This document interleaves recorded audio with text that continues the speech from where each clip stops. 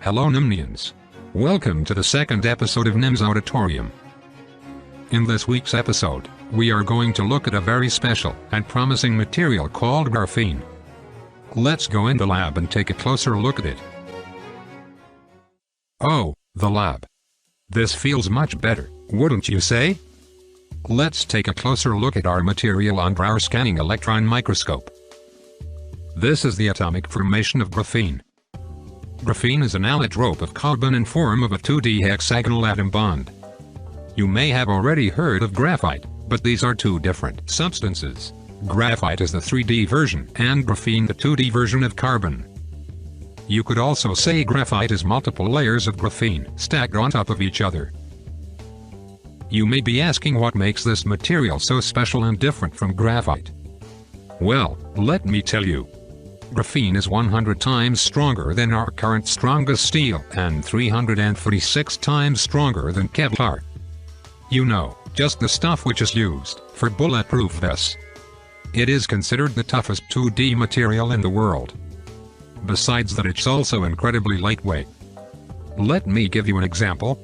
1 square meter of graphene would support a 4 kilograms cat, and only weigh as much as one of the cat's whiskers. Just like our friend Albert, it has a transparency of 97%. It is also the most stretchable atom bond, being able to be stretched up to 20% of its original size. It can absorb other atoms into its pattern, which changes its electronic pattern. Now that we've got the properties out of the way, let's look at products you can enhance with graphene. Through its flexibility and transparency, one can create a flexible touchscreen. It is further used to improve solar cells, making them more robust and increasing its efficiency.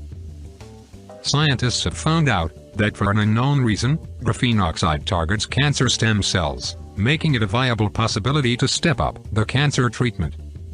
Graphene can also be used to better batteries' efficiency, making them able to charge 100% faster than current general batteries.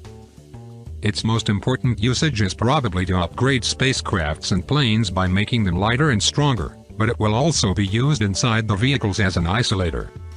A company called Verlevic is working on a graphene-enhanced bulletproof jacket. The problem with this is that to really make this jacket bulletproof you would need at least 10 layers of graphene, which isn't profitable at the moment. This brings us to our next topic: why hasn't the graphene revolution happened yet, and what is the current state of production? Well, to get started, it is difficult to mass-produce graphene layers without defects. This makes it very expensive to produce layers without imperfections, which is needed to produce functioning electronics. But don't lose hope yet. Let me explain why you should still keep your hopes up high by showcasing you the future of production. If scientists are able to mass-produce graphene without defects, a new generation of CPUs will start.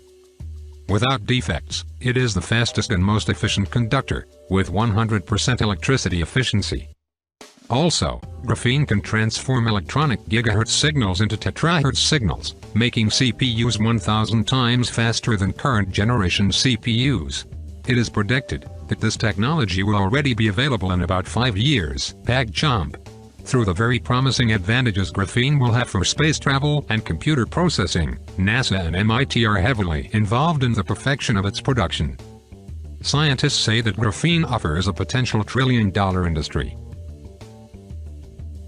If we look at the history of silicon, we see that it once had the same problems and was going through the same process of development, but with the difference that nowadays we have better technology to detect defects and correct them, offering a promising future of a graphene era. This concludes our educative content for today. Back to you, Nymn.